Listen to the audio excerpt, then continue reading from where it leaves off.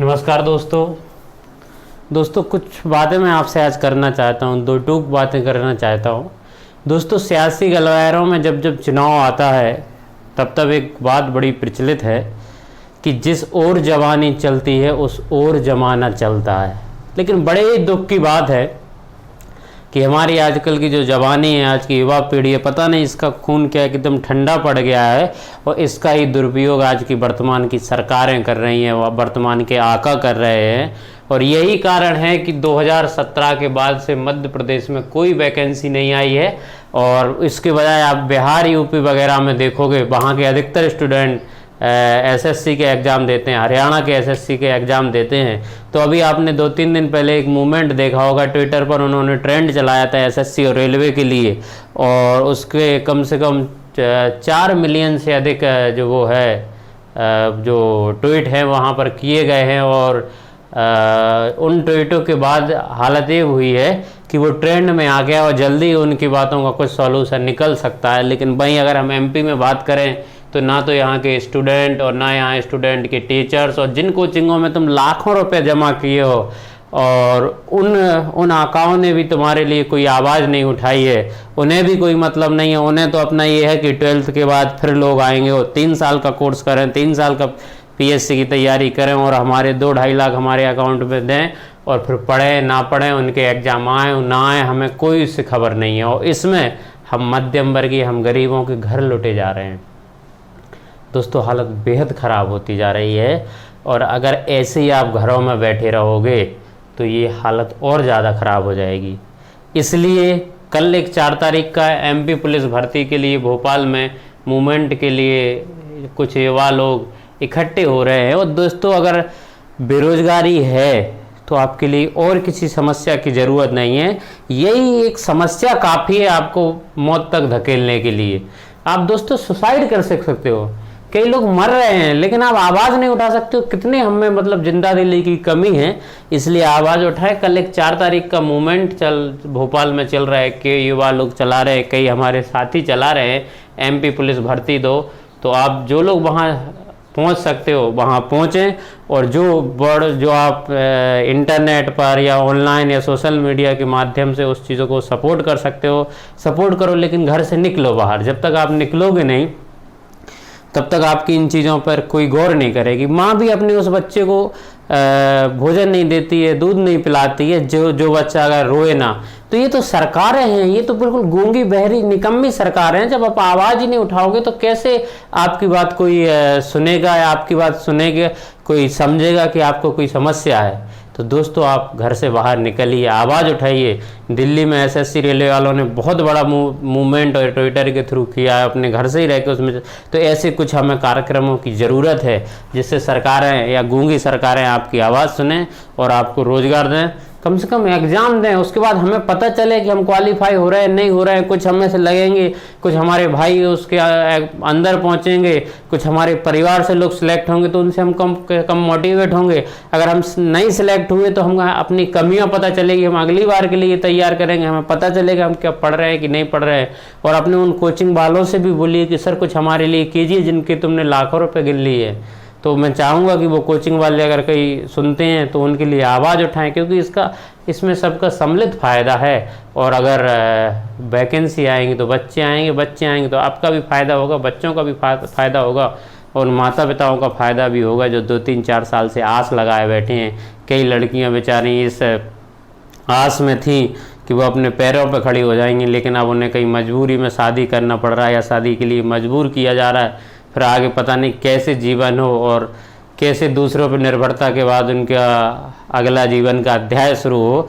तो इसलिए हमें चाहिए कि हम लोग एकत्रित होकर आवाज़ उठाएं एमपी पुलिस के लिए, एमपी पीएससी के लिए। 2-3 साल से एमपी पीएससी का कैलेंडर बुरी तरह से बिगड़ा हुआ है। एमपी एसआई के लिए कई युवा दौड़ दौड़ के परेशान हो गए, अपने हाथ पैर पूरे जाम कर लिए, लेकिन जो सरकारें हैं वो किसी भी भर्ती के लिए सुनने के लिए तैयार नहीं है और ऐसे उल्टे रूल ला रही हैं कि 62 एज बढ़ा दी गई जिससे और भर्ती ना आए। और अब ये हो रही है कि इसके बाद 1 साल की और संविदा बढ़ा दी जा रही है। तो इस प्रकार दोस्तों, अगर घर पर बैठे रहोगे तो यही होगा। सरकारें नहीं चाहती हैं कि अधिक से अधिक ये इस प्रकार सरकार, आप पता है, निजीकरण पे उतर आई है। ये आप लोगों की, हम लोगों की या तो आप लोगों की ही एक प्रकार से बुज़दिली है, जिसकी वजह से सरकार ऐसे कदम उठा रही है और लगातार हमारे रोज़गार कम करते जा रही हैं, हमारे पेट पे लाते मारी जा रही हैं। तो हमें इसके लिए आवाज़ उठाना पड़ेगा, इसके खिलाफ हल्ला बोलना पड़ेगा, इसके खिलाफ हमें लामबंद होना पड़ेगा। और मैं अपने प्रयास से भी कर रहा हूँ, आप भी करें, और जहाँ भी जैसे उन्हें इस चीज़ के लिए समझाएं। अगर हम इस प्रकार से आवाज़ें उठाएंगे तो सरकार ज़रूर 2-4 दिन में ये केस ओबीसी के बहाने, जिस बहाने हमें परेशान कर रहे हैं, किसी भी बहाने, तो जिनका हक होगा उन्हें देंगी या फिर इस मैटर को जल्दी से जल्दी सॉल्व करेंगी। तो इसलिए दोस्तों आवाज़ उठाएं एमपीपीएससी के लिए, एमपीएसआई के लिए। एमपी के जो एग्ज़ाम के जो बोर्ड हैं, सरकारें पूरी तरह से सोई हैं। जब तक आप आवाज़ें नहीं दोगे तब तक ये नहीं जागेंगी। और दोस्तों आप पढ़ के क्या करोगे, क्या पढ़ते रहोगे? ऐसी कोई आप पढ़ के कालिदास तो बन नहीं जाओगे। वर्तमान के समय में सबसे ज़रूरी है कि आप अर्थव्यवस्था में सहयोग दे पाओ। हमारी जो अर्थव्यवस्था -23 डिग्री और 23 डिग्री से अधिक हो गई है, तो हम अर्थव्यवस्था में तभी सहयोग दे पाएंगे, हम अपने हम परिवारजनों, उनकी आंखों में तभी खुशी ला पाएंगे जब हम जॉब प्राप्त कर पाएंगे। और जॉब प्राप्त तब होगी जब सरकारें एग्ज़ाम देंगी, भर्तियां लाएंगी।